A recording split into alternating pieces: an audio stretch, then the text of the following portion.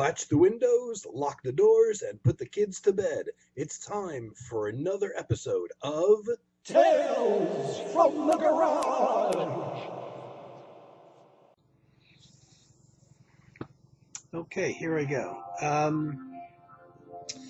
I've been away for a while. A couple of reasons. I'll get into that. I have music playing, so hopefully you don't hear the noise outside. For the last 3 days, they've been doing replacing, I guess, old rotting wood on the outside of my building structure. I didn't even know my structure was wood. I thought it was aluminum siding. I guess it's wood. And they have, I don't know what it is. I'm not a person of construction. I think it's an air compressor machine. It sounds like a lawnmower. They have parked it outside of my bedroom window right here for 3 days now, and it's been going 9 or 10 hours a day right outside my window. And I guess they're replacing the wood on the outside, right on the outside of my wall here. And the other day, they're pounding the wall so hard with their hammers that I can see inside my building. My wall is shaking. I have stacks of CDs on a shelf, but they're kind of pushed up against the wall. I had to take them down because they were going to fall on their own. That's how hard the wall was shaking from these guys slamming the hammer into the wall. So I'm a little concerned about like internal damage. These guys really, I thought the wall was going to come down for hours. And of course I can't sleep when this is going on. And you know, my sleep has been all over the place. So I've been sleeping a lot during the day, which has not been the case lately. So I don't know. They moved this air compressor machine a few feet away, so I thought I would finally do a recording again. I feel bad I haven't done any videos for a while, and I've meant to, and I've just been like extremely low energy and didn't really have subject matter to talk about, and I'm still really kind of unprepared. But I was doing some creative work, oddly enough, which was taking up my days for a while, for about 10 days. And for some reason, though, doing that exhausted me, and it really made me not want to make videos for a while, but I missed the feedback from the folks. So I'm going to be all over the map here because I'm not really totally prepared. Hopefully you can't hear the noise outside my window here. My only alternate would be to go into the garage and set up my whole computer out there again to try to film a video, because it's still kind of too cold to do that. I'm lucky if it's 45 maybe out there. Anyway, one of the things I was listening to, and here's another frustration that many of you can relate to, is I listen to all of my music pretty much, most of it, in my computer. I get a CD, I dump it into my computer. I have a decent set of speakers on my computer with a woofer, so I got the deep bass and everything. So I listen to most of my music from there. As a result, I have albums in there that I haven't actually physically seen for years. And there was this one I was listening to. If you're familiar with the IC, the old Innovative, is it Innovative Communications or Innovative Communication? I always thought it was Communications. I don't even see it on here now. Just IC is the way they always list it anyway. Innovative Communication. I thought it was Communications with an S. The old label started probably in the late 70s, early 80s by Klaus Schultz. He sold it soon afterwards, and it stayed kind of new age electronic music and went into smooth jazz. They put out a lot of compilations, and I was listening to one of them, and I went looking for the CD, and I can't find it. And this is extremely frustrating, because I know I brought all of my CDs except for 2 of them, which were just so awful I just threw them out, basically, and left them behind in my old house. And the funny thing is, I even thought I had a second copy of this same CD, and I can't find even a single copy of it. I obviously had it before I moved. The problem is the date, looking at the date of the files in the computer when I listened to it, I copied it from my old computer into my new computer, and the computer that I bought in the last year. So the date of the original files predates me moving here, which makes me quite concerned that somehow I may have left it behind in my old place. I can't believe it. And it's a compilation. There were 3 volumes. I'll show the second volume is the closest thing, called Galaxy. There's Galaxy Volume 1, 2, and 3. I don't think they went beyond that before the label went out of business. Multi-artist compilations. The one I was listening to is Volume 1, which I can't find now. And I keep all of my IC on this label compilations together, and most of the CDs by the individual artists I keep together. All my IC stuff is together. And for the last, I want to say at least 4 days, I have gone through every batch of CDs and boxes that I could possibly think of that I have stashed anywhere, looking for Volume 1 of this, which I had before I moved, and it's frustrating. I can't even buy it again because it's out of print. Copies are really hard to come by, and it's not that there's anything rare on it. I just, and I do have it in my computer, but I just like having the physical artifact and thumbing through the booklets that come with them and everything. And it's frustrating because I'm fairly sure that most folks in the VC, whether you're vinyl junkies or CD or a combination of both, have probably had that. This album that you had that you just can't find now. And it's possible that somehow the CD slipped and fell, between the cracks somewhere in the old house, and I ended up leaving it behind. And that thought for some reason terrifies me, like it's the worst thing in the world. But I don't know. It should have been with this, it should have been with the others, and it's not. And I even thought I saw it after I moved here, but then I realized I think it was this one because the covers are nearly identical. But I obviously had Volume 1 because it's in my computer. I remember looking at it, listening to it in my old place, physically on the CD.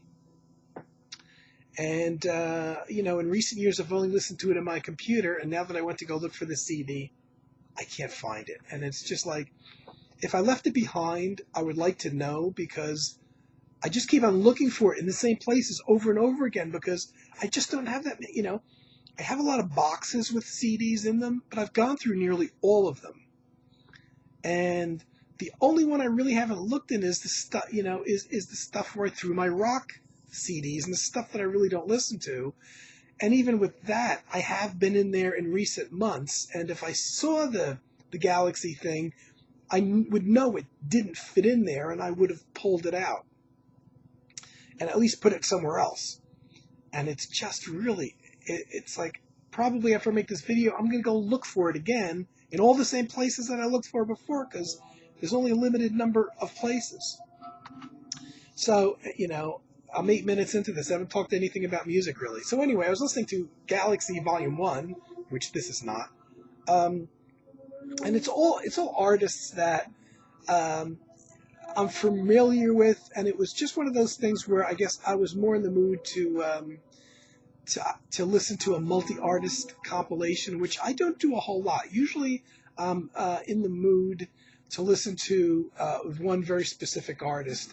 And then sometimes when you just don't know, you go to, a multi-artist compilation, and you listen to it even though there's, in this case, there's a lot of artists that I know, and I even have the original albums that the pieces were taken from. And then naturally there's a handful of artists where I am not familiar with a lot of their recorded output, or artists that maybe didn't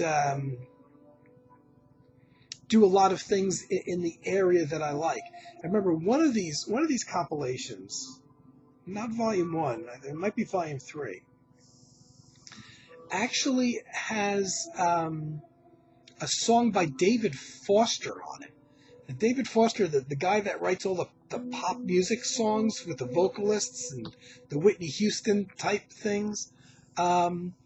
And if I didn't know who David Foster was, I probably would have gone out and bought the album because it was an instrumental from one of his solo albums. That's really good. That was on one of these compilations. So it's a strange batch of things. There were things by the British band Swing Out Sister that was really good. And I know I wouldn't buy the album because I kind of know the kind of music they did, and it's not the stuff I'd listen to. But the guys who compiled some of these found these kind of unique tracks by these bands, including Shack Attack. It's a very, very, very commercial smooth jazz group. And I found these more new agey instrumental kind of things. And they would stick, that track on one of these compilations. Now, I know that the Shack Attack thing, I ended up buying an album that this one song was from called Lumineer, which I believe was actually taken from their first album. And when I played the rest of the album, it's like, this doesn't sound anything like this one song. Then I realized who Shack Attack was because we did have a smooth jazz station that played Shack Attack. A very, very, very commercial British smooth jazz band. But they had this one instrumental track that was not really smooth jazz. It was kind of this cool electronic thing. This track Lumineer that was on this IC compilation, Galaxy Volume 1. And there was a lot of stuff on there. There's a Tangerine Dream track that I know already. This guy Frank Fisher that I knew already. Klaus Schultz and his Richard Wanfried project. Klaus Doldinger from Passport, Jan Hammer, Andy Summers. A lot of tracks from albums I already owned. Alan Parsons even, an instrumental. But the one track that hit me in a way that it never had before, and I listened to that compilation a zillion times, and I was listening to it, and one track, by an artist that I wasn't really familiar with, really came across nice. It was electronic keyboards for the most part, and flute, and the flute player's name was Lenny MacDowell, and it was not somebody I was familiar with. And I heard this track, and it was almost like hearing it for the first time. I'm like, damn, that's really a good track. There's no information on the track apart from Lenny MacDowell, so I figured, well, he must be the flute player, because the flute was really the main instrument. And I started looking up Lenny MacDowell, of course, now, because these compilations are from the late 80s, early 90s. All the Lenny MacDowell stuff, including the album that one track was from, is out of print. But then I started thinking, well, geez, I remember having or seeing in my vast collection a Lenny MacDowell album. And I don't think I liked it very much. So I went looking around, and sure enough, I found this Lenny MacDowell album that I had. I think I played it once, called Radioactive. And this is... actually, not knowing the history of Lenny MacDowell or this album until I researched it, it's actually a compilation album. A pretty good compilation. It's 70 minutes of tracks from albums of his from 1978 to 1985. Really good. I think I didn't like it at the time because I was maybe expecting or hoping for like a new agey thing, and it's more of a jazz rock thing. There's 11 tracks on here. 9 of them are written by the flutist. Lenny MacDowell also plays synthesizers. And it's kind of like in a jazz rock mode, but not jazz rock like Return to Forever or that kind of stuff. Not that kind of fusion-y stuff. But kind of like a not smooth jazz, but jazz, sophisticated chords and stuff like that, but with an aggression and a rhythm section, bass drums, keyboards, that kind of thing. But the main instrument is flute, that played by Lenny MacDowell, who's a really damn good flute player. And so I think maybe at the time that I first played this, and I've had a zillion, I think I got this in one of those sales where I probably got like 50 CDs at the same time for like, $100 or something. And so a lot of them got played once and kind of filed away. And maybe I was hoping for either like straight jazz or new age or something. Didn't do anything for me. I remember thinking, that stinks, and putting it up on the shelf.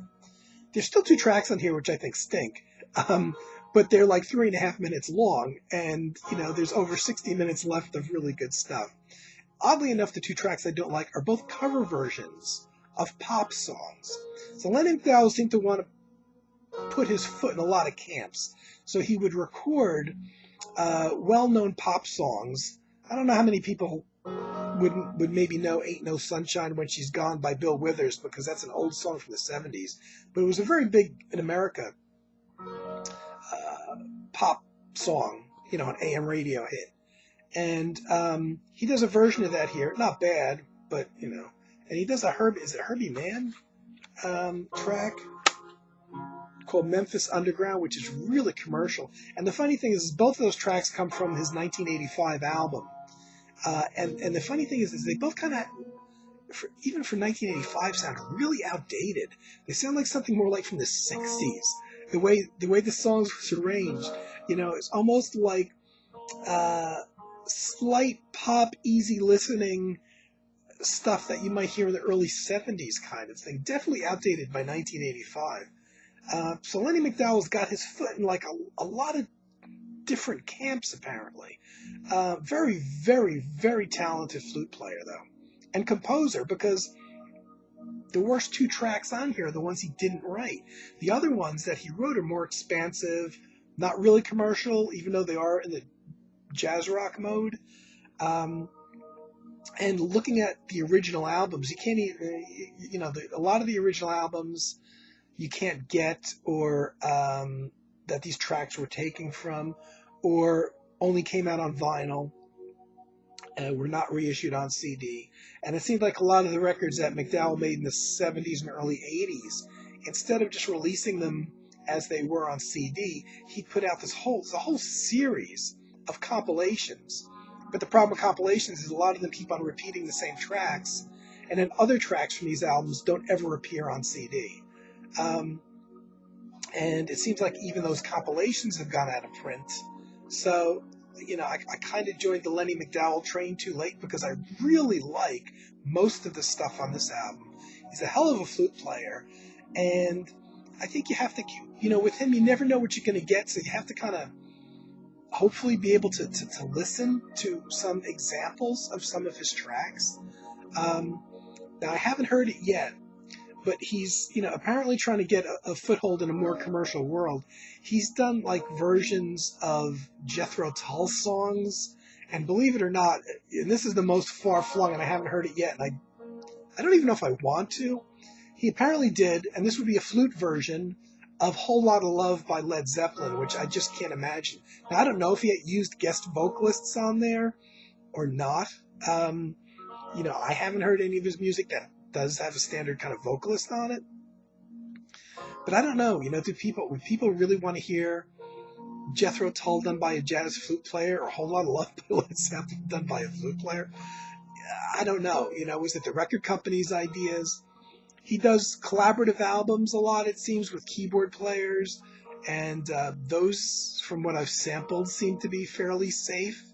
That one song on the Galaxy compilation that I spoke about was actually a collaboration with a keyboard player, taken from an album with a keyboard player, but that album is also out of print, so they're hard to get. And by the way, MacDowell's a German musician, so his stuff may actually be easier to get in Germany. It seems like at some point in the mid to late 80s, he did recordings for a label called Blue Flame, which I've seen their logo a few times. Here in the U.S., it was distributed, when the company still existed, by the same company that distributed the IC Innovative Communications labels stuff here in the U.S. And it was a record company called DA Music, which was actually based here in New Jersey, but they went out of business. So all those records that came from Europe that they imported here, the IC stuff and the Blue Flame records and a whole bunch of other labels, Freedom Records, I think. I didn't know Freedom Records. I think was a European label because I got a bunch of Freedom Records things that apparently were distributed by DA Music, which are now impossible to get or hard to get. So I kind of discovered Lenny MacDowell, and I guess I began to appreciate him for what he does. But like I said, you have to kind of be able to sample what he does because I really don't think I want to hear him play a whole lot of Love or Jethro Tull songs. So after finding this one album by him and putting it in my computer and saying, hey, not bad, I like that. It's a hell of a flute player. I looked him up on Discogs only to find out, oh crap, I have another CD by him. And the reason I didn't know I had another CD by him is because I didn't use his first name. This one called MacDowell and Krell, which I guess because it doesn't say Lenny MacDowell, I didn't associate. I remember this album. And Krell is the guy, Luther Krell, who's a keyboard player. So it's a collaboration with a keyboard player, but again, the whole band backing them. Guitars, bass players, saxophone players. But now this one I remember buying, and this was in the early days of quote-unquote New Age, when the record stores had a New Age section, and most of them would feature a new release, new release in jazz, a new release in pop, a new release in rock, and they, for a while anyway, new release classical. They did also new release New Age. Because when I looked at this, I knew nothing about the artists involved. I'd never heard of the album or heard of the musicians, didn't hear any of the music, and yet it looked interesting, and I'm pretty sure I got this strictly from looking in the store, shopping around physically in the record store in 1993 when it came out. And again, this was one I had not listened to since 93 when I bought it. I put it on. It was nice. It's much more contemporary, not jazz rock. There's like almost a techno hip-hop beats to some of the tracks, that groove, that bass and drums groove and, electric keyboards over it. So, I wouldn't call it a New Age album because of that, the rhythmic oomph that it has. But, to people that would appreciate like Tangerine Dream or something like that, they would definitely like this album. So looking back at the history of this album, this came out here, sadly, on another label, Miramar, which I completely forgot about. Miramar was another one of those labels that sprung up when New Age music started in the late 80s and was probably gone by the late 90s. Just another one. And there's so many of those labels, I tend to forget that they, I get Miramar mixed up with a couple of the others. But apparently, this, and it even says it on you won't be able to see it on the CD, I think. Blue Flame Records. So this actually originated in Germany on the Blue Flame record label, which I think in my internet searches on MacDowell, I think at one point I read that he owned Blue Flame Records and essentially created the label to distribute his own music, but I think there's other artists on there. So this was originally on Blue Flame Records. In America, Miramar picked it up and distributed it, and probably at the time, put a bit of publicity behind it, even though, there was no place in the radio that you would ever have heard this. But where else would I pick it up? So it must have been, I'm fairly sure that it was one of those albums that was a new release, looked interesting. There's not a whole lot of information in the back. I didn't know MacDowell was a flute player or Krell was a keyboard player. Maybe I thought it was a duet album, which it's not. In fact, MacDowell only plays on 7 of the 9 tracks. It's funny that his name comes first because it's much more of a Luther Krell album. And I'm wondering if maybe MacDowell's name came first because in Germany he's better known and it came out on his label. And Luther Krell has not done a whole lot of stuff, apparently. But it's certainly an enjoyable album. And it was weird. It's different from the Radioactive album too, so it covers kind of a lot of ground. Like I said, I can't remember what made me pick it up, but I know I haven't listened to it since '93 when I got it. There's a whole band.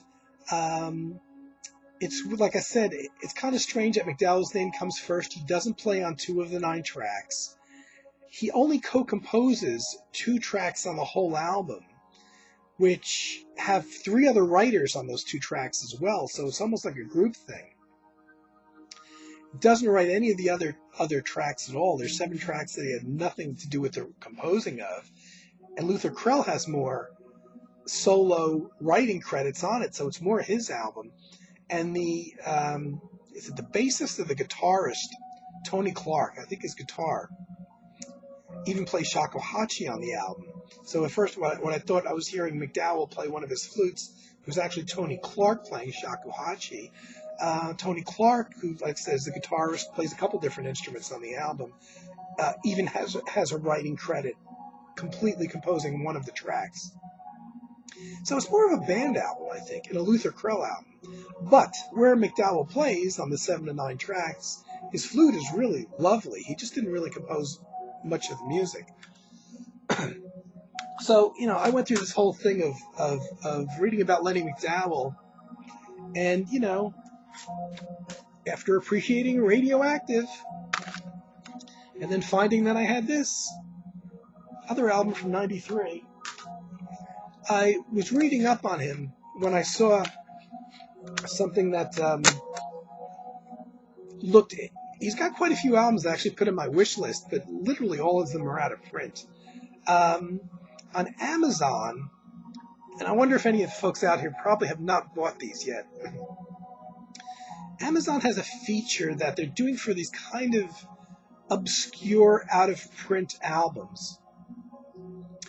And some of Lenny MacDowell's albums fall in this category, where technically his old albums are out of print, but you can buy copies of them from Amazon that Amazon replicates themselves on CDR,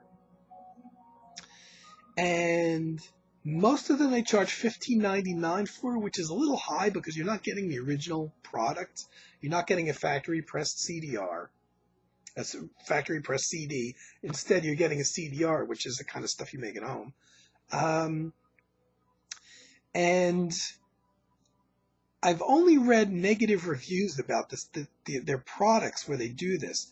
So apparently they have, with certain record labels, agreements for a lot of albums that go out of print to have an original CD stored somewhere on their servers. And if you order this album, you get a CDR copy of the album, and then they'll take the booklet and they'll and this is what, I don't know this for a fact, but I've read this, so I'm wondering if anybody has this experience with them, has bought any of these. They'll take the booklet and they do like a photocopy of the cover and the back cover, and I've heard in some cases, even in black and white, not even in color, not do a photocopy of the inside. So you're lucky. You might just get the front cover, you might get the front and back cover, and that's all you get with the CDR. And the duplications I've read of the CDRs are hit or miss. So I haven't gone the route of committing myself to buying the Amazon CDRs of some of the Lenny MacDowell stuff. Not that I should be. I don't have an income, so I shouldn't be, but that's another issue. So, they turned off that air compressor thing. That's because it's lunchtime for these dudes. That's what it is. And it's probably going to start again any minute now. Actually, that's why I chose to record the video now, because I noticed this is the time of day. I usually don't do my videos during the day at all anyway. But this is usually the time of day when these guys take their lunch break and they turn off that air compressor that's been sitting outside of my window here. Looking into Lenny MacDowell, I found many albums of his that I want. One of them I found that looked interesting just from the information I was able to glean off of Discogs and other places which is another out-of-print album. But, I'm a sucker. I always talk about the all solo album where a musician goes into the studio, plays all the parts on various instruments himself. Well, I found one of his from 1986 that really sounded like, like it would be something that I would like that's more in the electronic category than the other things that I showed of his. And that was this album called The Farthest Shore, which is just him solo, all on electronic keyboards and flute, which I think is a great, I love flute, all kinds of flute. And for years, the last few years, I've spent a lot of time listening to a lot of ethnic flutes, not their traditional metal silver flute that you hear in classical ensembles. But there's so many from the, Japanese shakuhachi and all kinds of wood flutes and things like that. And I've been listening to those a lot and kind of avoiding the standard flute that everyone thinks of, I think, and knows, the standard silver metal flute. And just all of a sudden, I just found myself pulling all these albums off of the shelf and avoiding the ones with the ethnic flutes, and for once, really listening to the standard silver metal flute, which is what Lenny MacDowell mostly plays. He plays others, but his main flute is the standard classical silver metal flute. And I just really learned what an appreciation I have for this instrument, because for days, every CD that I would pull off of the shelf had the standard flute as one of the main featured instruments on it. And I never got tired of hearing it, which was interesting, because usually when you are in the mood to hear something like piano or something like that, you can overdose on it really quick.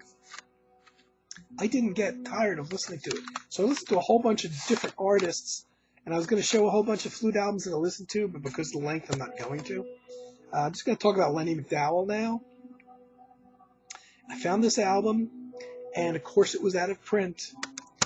And I think this is one of the ones that Amazon has on offer on their CD thing.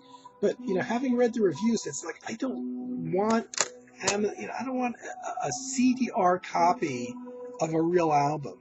And even though I really don't like to buy used discs, I kind of went out of my way, and I did find copies of old copies that were still around of this 1986 old solo album called The Farthest Shore, which is kind of cool. I love the way they pressed it.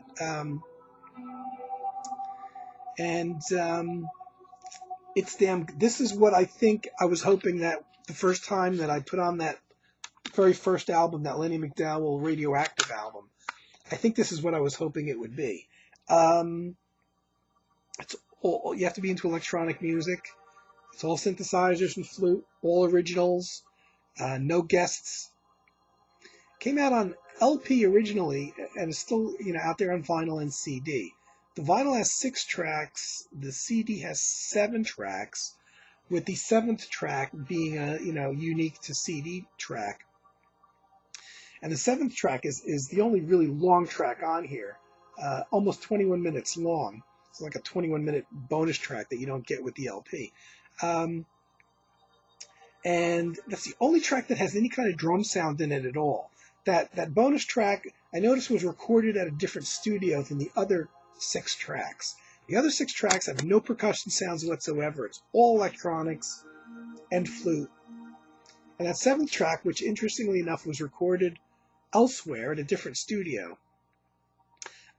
does have some drums in it, drum sounds in it. It still is apparently all the music was played by Lenny MacDowell, and it gets really abstract at times and almost like noisy, like an avant-garde sound collage at times. Quite interesting album. I'm not sorry I paid what I did for it. I got it for a reasonable price.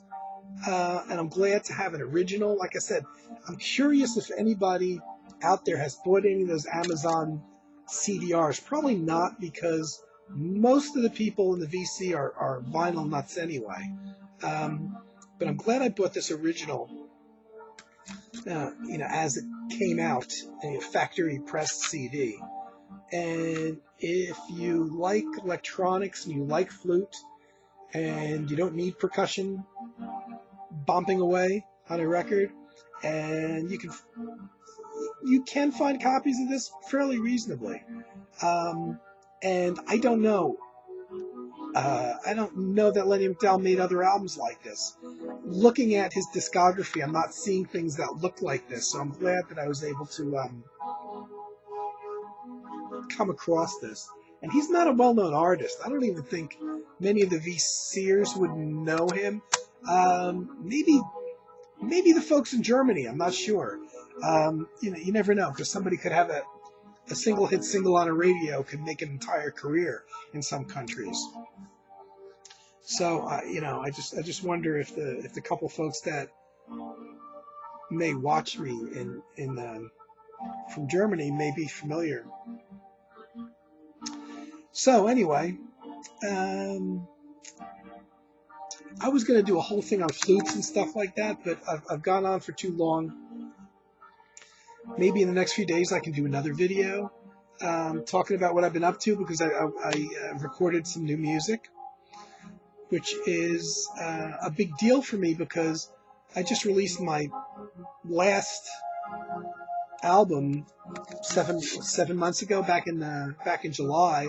I released this after work. Well, half of it is a long piece that I had recorded and finished in 2012. But the other half of it was something that took me 2 years to put together, that I worked on for 2 years, up until the time that this got released in July. So in my mind, I wasn't really due to create anything new, but I had an idea to attempt to create some music, and I did, and strangely enough, it came out really well. So I may end up having another release, which no one else will buy anyway, in the near future. The problem now is coming up with actually the funds to put it out there, because it cost me to get it up CD Baby and to go through them, and you have to pay submission money, and they list it and they make the MP3s available and all the stuff they do, but obviously it costs money to do that. So that's what's been up. I talked about Lenny MacDowell today. I've gone on for almost 40 minutes on a guy that I only have 3 albums by, and probably more in the future. So I'm going to go for now. I'm going to try to do another video in another couple days now that I'm finished recording my latest musical thing. And hopefully everybody's doing fine in this winter time. And I'll be back soon. Take care.